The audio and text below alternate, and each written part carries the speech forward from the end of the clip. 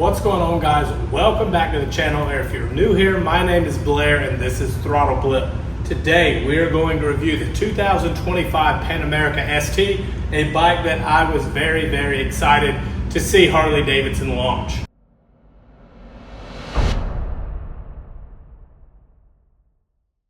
Now, if you've been following the channel, you probably saw that I predicted this bike, and that was because I was watching what everybody was doing with their Pan Americas. When I say everybody, I just mean the majority of people that were owning them were using them on the road more than they were using them off-road.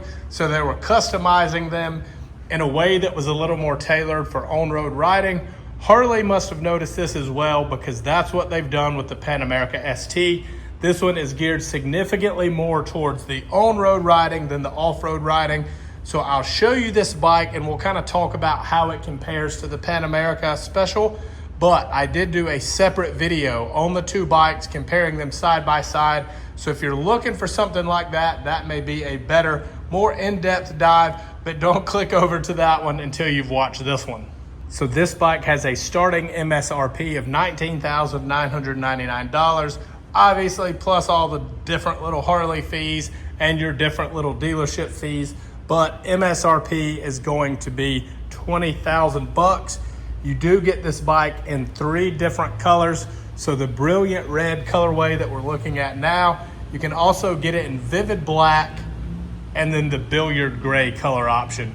So on the ST models, I've noticed that they kind of stick to 2, maybe 3 colorways, and that's continued on with the Pan America ST. So we'll start with the engine. This bike is powered by the 1250cc Revolution Max platform, which is making 150 horsepower and 94 foot-pounds of torque. This is a very fun motorcycle. It's extremely light, so the power to weight ratio is one of, if not the best, out of all Harley-Davidson models. Speaking of weight, running order weight on this bike will be 542 pounds. Your Pan America Special is about 570. I also want to point out the wheels on this bike. So you're going to get 17-inch wheels front and back on this bike. I absolutely love that Harley-Davidson did that, and that's because you get so many good tire options with that setup. And that's because pretty much any bike that's out on the track, any high performance bike, is gonna have that wheel combination, whether it be Supermoto, that's the same size wheels that King of the Bagger, so Kyle Wyman on his big Road Glide Bagger race bike, they are running 17s front and rear, and it's not a cosmetic thing. Obviously, the bigger front wheel looks a little bit better, but if you want performance, 17s are the way to go. Also on the front end, you will see that you have a dual Brembo brake setup. You're gonna get Brembos front and rear, and they're also radially mounted, so you're gonna get really good performance out of this bike. You get a nice sporty little front fender. It's painted, whereas on the standard model, it's not painted. It's not quite as rounded and as sleek looking. Your windshield, same story. A little bit more sleek, a little bit more sporty looking. It's tinted, it's a little bit smaller. The one thing that I didn't love was this one is not adjustable, where on your Pan America Special, you can adjust it a few inches. I toyed around with that and I was able to notice a difference. I do like it down in the lower setting more, but it's nice to be able to adjust it if you wanted to. Now, another thing Harley's done to streamline this bike is they don't plan on you off-roading it, so you do not have the extra radiator guards and the extra side fairings that go along with it, which makes the profile of this bike really thin, really clean looking. And since you're not off-roading it, even if you drop it, I think you're gonna hit other things before you hit the radiator. Whereas in your off-roading, there could be a big rock or something, you take your radiator out, your riding day is done. Let's move back behind the handlebars into the rider cockpit, and I'll kind of show you guys what this bike has going on, what all these different controls do. So we'll start with your right-hand control. All of this is gonna control your music, obviously. This is how you start the bike. You just flip the switch, hit the start button, you'll hear the fuel pump start up, hit the start button, you're good to go. This is your ride mode button. I'll show you those in just a second. Your hazard lights, traction control, and then on this side, these are your navigational buttons. So I'm gonna move around on the screen some in just a second and these will be what I'm using to do that. The center button is kind of like an enter or okay. Home, your turn signals right and left, your horn, and then up top you have your cruise control settings, which is really nice to have on longer rides. You have heated grips, and this is just your trip button that cycles through. You can see we're on trip A, goes to trip B, your odometer, the temperature, how much mileage you have until it's empty, and then back to that. So like I said, we'll go through the screen a little bit. As you can see, everything is digital. So you do have navigation on this bike when you're connected to a cell phone. Same thing, there's no speakers on this bike, but when you connect it to your cell phone, you can control all your music, see what you're listening to.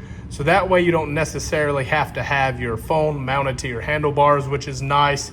You get some info about the bike here, which I love. You guys should be checking your air pressure before every ride. As the temperature changes, your tire pressure will change. Even as you're riding, especially on a hot day, your tire pressure will increase. So this is nice. It gives you your PSI, front and rear, the temperature of the bike, the battery. You can even go into some diagnostics. Then you've got some settings here for your screen, as well as ride customization. So when I mentioned ride modes, you have a rain mode, road mode, sport mode, and then you can build, I believe, two different custom maps set up to your liking, which is really nice. So this screen is really nice in my opinion. It gives you all the information you need in a nice clean little setup. Now as far as your bar and riser setup go, these aren't bad, but I did have the chance to check out one with a little bit taller riser, and I like that significantly more. Taller riser and less bend in the bars, more of a moto style setup. So it was something similar to this. These are Krause's pullback risers and a low bend moto style bar. That setup for me just feels a little more at home because like I said, it feels like my dirt bikes. Even moving bikes around the garage that have that style of setup is just a lot easier to maneuver. Moving back to your seat height is gonna be 29.4 inches if you have the adjustable ride height, whereas on your Pan America Special, it's 32.7. So you sit a little bit lower in this bike, which I like. You sit down low, you kind of sit in the bike, a better center of gravity when you're a little bit lower, which is really, really nice. So how do they do that? Well, they make it up with a little bit of suspension travel and a little bit of ground clearance. So your ground clearance on this, it's 6.7, which is still a ton for a Harley-Davidson. I think you're closer to 8.3, 8.5, somewhere in there on your Pan America Special. And it's also done via suspension travel. So on this model, you're gonna get 6.75 inches, whereas you get 7.5 on the Special model. So they've also cut out a little bit of weight on the exhaust. You'll see there is no mid-chamber. That's gonna change the tuning characteristics slightly on this bike. So this one will be tuned just a little bit different. It also shaves a lot of weight. I've got one here on the floor that I'll show you guys. So you'll notice this big piece right here, this mid-chamber is not present on that ST, which is what's lightening that bike up a significant amount. Now this bike is set up from the factory for 2-up riding. You see you have a one-piece seat. You've got your passenger seat back there. You have passenger pegs on here as well. This bike is also already set up for luggage. I was hoping Harley would do a little bit cleaner tail section on here, something like the hooligan race bikes have. I know that was wishful thinking because people are still gonna want storage, myself included. So to mount the bags, they just went with the tried and true same tail section that's been coming on all of the Pan Americas. So their bags will clip onto the side. You can even run that top bag up here if you want all of the different storage options. So I do understand why they did that. Now, one feature I hear a lot of people talking about on the Pan America ST is this little piece right here. Not even sure if you can pick it up on camera, but that tells us that this bike has a quick shifter, meaning once you are in motion, as you go through the gears, you do not have to use your clutch to shift. Now that's something I was really excited about. However, they also have that on the Pan America CVO, which I've done a test ride on if you guys want to check out that video. And I noticed at the very end of the test ride that I never used it, not a single time. I'm just so used to using a clutch that I found myself clutching the bike for every shift just like I normally would. But when I jump on this bike for a test ride, I'm gonna be sure I at least give it a try and see how I feel about it. See if I personally feel like there's any benefit to it. So that's been your walk around portion of this video. Now we're gonna jump on this bike, go do a test ride, and see how this thing performs. All right, so the first question of all of these test rides, does it have gas? Oh, we're good. Over half a tank. I will say seat height is noticeably different from the previous gen Pan Americas, or the non-ST, I shouldn't say previous gen, because the regular Pan America is still tall. We've talked about all the specs. If you skip to the test ride, yeah, I get it, but seat height, all that good stuff was earlier in the video. So I'm going to give this thing just a second to warm up, and then we're going to hit the road.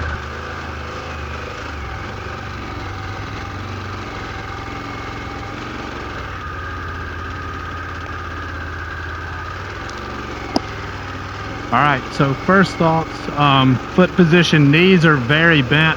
Controls, although they are mostly mid, they're a little bit more back than your traditional mid, or at least the mids on the bikes that I've been riding lately, which is not a bad thing. I don't mind that, especially on this type of bike. Right off the bat, just turning out of that parking lot right there, you can feel the 17-inch wheels.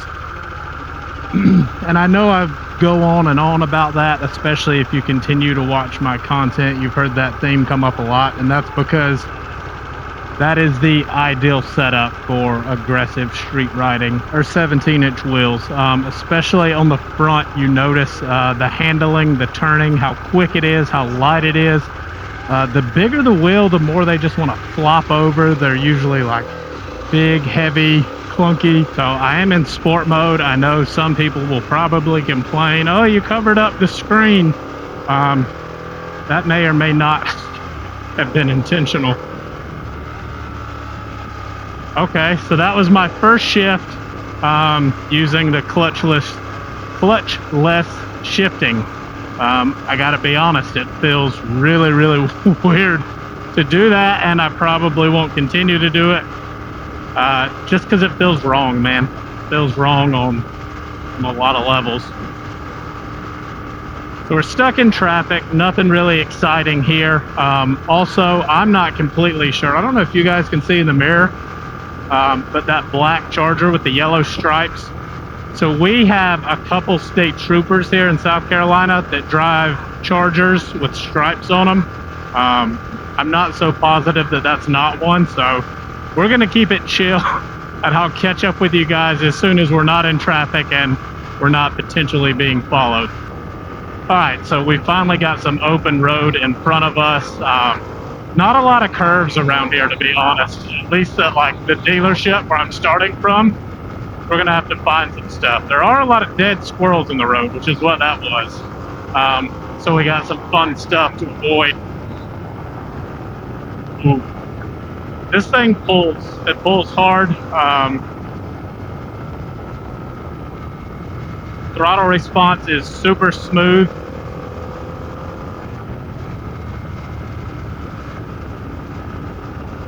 Yeah, this is a new contender for favorite bike from Harley-Davidson. Right now, the order that it ranks in would be the RR, which there was 131 of those made, so you're probably not going to get one. And I also start at 110,000. I've heard of some selling for as much as 140. So I'm definitely not going to get one. But either way, I was fortunate enough to get to ride that thing, and that's easily my favorite and will probably be my all-time favorite. So that's number one. Number two is the Lowrider ST, and I gotta decide at the end of this test ride, does this bike become number three, or does it bump the Lowrider ST and become number two? Now, obviously, two very different platforms, but for the type of riding I like to do, this thing may just make more sense. You always got to give thanks to those people that have an opportunity to pull out in front of you and choose not to do that.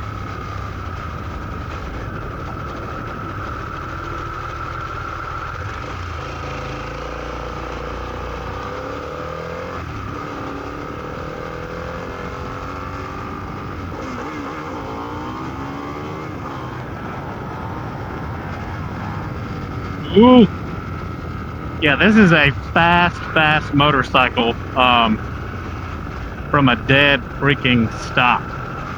So the ST definitely feels like it doesn't need to be revved as high to get into the meat of the power. The regular Pan America, you have to rev that thing really high before you really kind of feel the torque kick in. This one seems pretty dang early.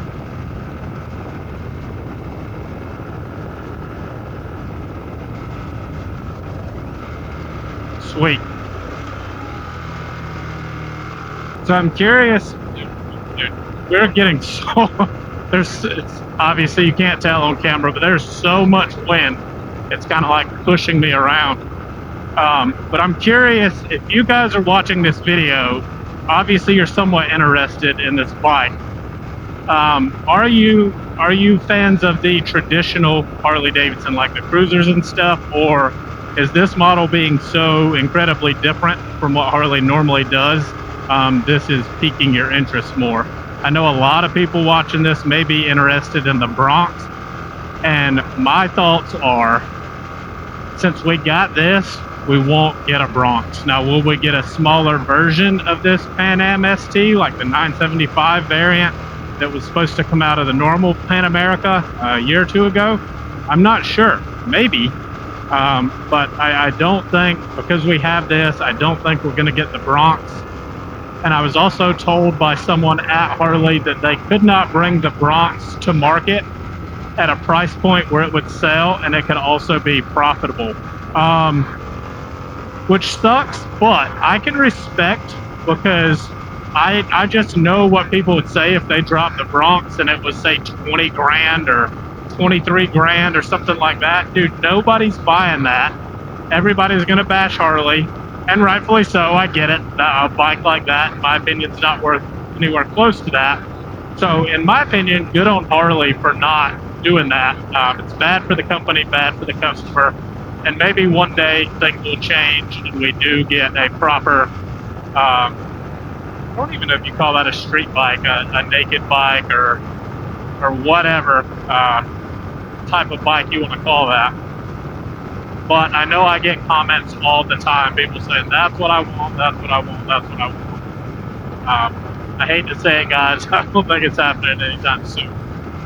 So let's talk about the comfort or possible lack thereof on this bike. I've obviously, clipped this video up for time purposes, but in reality, I haven't been on this bike very long. No more than 15 minutes, I would say, max. The seat is soft, but it's really pushing me forward into the tank. Like, I feel like I'm sitting on a hill like that, which is not bad. Unfortunately, we're not able to hit these. These are probably our best curves, and we're not going to be able to hit them properly. But what I was gonna say is, it's good for that kind of stuff if you want to be really just put into the cockpit of this motorcycle where you can throw it around. Well, that's the proper seating position to do it. But for longer ride, yeah, oh yeah, if you slide back, it's even worse. Yeah, this seat is, you know what I think it might be?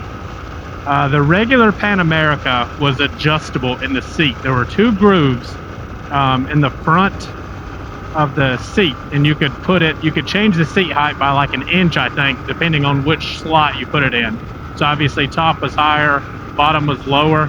I'm wondering if that's not what's going on, if they've really lowered this seat, because that's one thing, being in the dealership as much as I am, I hear a lot of people like the Pan America, like the idea of the Pan America, but it's just too tall. They're shorter riders. Handlebar position feels good. When I was pushing it out of the dealership, I'm like, oh, it's rolled too far back. I'm not gonna like that. If it was any more forward, I think I may not like that. They're just at the right height to be aggressive, but also the way the bend works, it's pulling them back to me. I'm 5'11" for reference, and you can see my arms are pretty straight out on this. For a stock bike, I gotta say too, the sound coming, I think it's coming more from the engine than the exhaust, but it's a good aggressive sound. It's not throaty, but it does sound aggressive. Okay, so we're getting back towards the dealership. Final thoughts. I really, really like this bike, and I thought I would. I predicted this bike before it came out. I saw a need for it, and I also saw what people were doing to their Pan Americas. I saw way, way more people building them for the street than building them for off-road. Harley always takes note of what people are doing, and sometimes it takes them a little while, but they will trend in that direction. So I felt like this was a no-brainer. They already have the platform, change a few minor things, and now it's something different. I like this one better than the off-road version, just because I have other off-road bikes that are street legal that honestly are more fun and for the type of riding I'm doing, more capable. So I like the Pan America for on-road riding more. Doesn't come with bags, but as I pointed out in the review, it does come with the mounts on the back. So you could buy the Harley bags, those hard bags, the adventure touring bags, slap those on. I'm sure there's aftermarket stuff out there already. You don't have the fairing like on the ST to help kick the wind off. This windshield is, I mean, it's doing something, but it's definitely not a fairing. So I guess it would have to come down to the riding. I'm not doing super long trips usually, pretty short trips, sometimes maybe for the day type ride, so I think I could get away with this. I would definitely want the bags, even if I didn't ride with them on there all the time. I would want them as an option. Man, this is tough.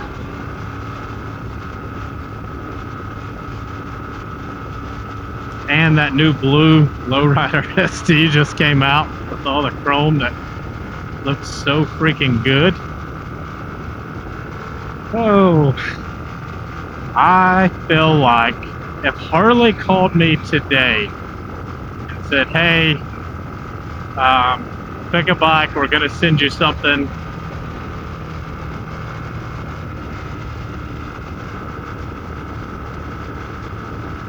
I feel like I'm going with this, man. A lot of that decision, I feel like, is based on, for one, the out-of-the-box performance, but two, the fact that there's already so many lowrider STs in the world, and for good reason, they're great bikes. But as far as building one and doing something cool, I mean, the two that Thrash and Supply built are going to be really hard to top. Not that it's a competition, but that bar is set really, really high. So I think I would take this and just try to do some different stuff with it. See if it's possible to lighten it up a little bit more. Obviously change the exhaust. I have no clue what's out there in the way of tuning for this bike, but I think this would be a more fun experiment, just because it's so different than anything else I've already done. But if they're like, oh, sorry, we just checked, we're out, we got to send you a lowrider ST, I wouldn't bat an eye and be sad about that. So should you buy this bike? Well, depends on what you're doing. I don't know how great this thing would be for a lot of two-up riding. You could do it, you know, short distances and stuff. I don't know that it's that comfortable for your passenger. If you're doing like a multi-day trip or something. But I mean, really, that's the only reason I can think of off the top of my head of why someone wouldn't get this. In my opinion, it's a great bike. And again, it's different. You know, how many road glides are there out there in the world? Everybody made fun of the black street glide forever, and now it's definitely the black road glide, or name the color. That's gonna be it for this one, guys. I'm a fan of this bike. I'm really glad Harley did this. I hope this bike does well. I know there were some problems early on with the Pan Americas. 21 was an absolute basket case, just to be honest. The first 4 that I rode, 3 of them either not technically broke down, some of them did, but just not the best experience on the 21. 22, still a ton of problems, but seemed like it was trending in the right direction. 23, mostly better. Very, very isolated incidents that I heard, and so far, although I haven't really kept up with it that much, 24s haven't been too bad, to my knowledge. So I would imagine the 25s going to continue to go that way. That's going to be it for this one, guys. Like the video if you enjoyed it. Subscribe if you're not already. Shout out to Tim's Harley-Davidson for making this happen, and I'll catch you guys in the next video.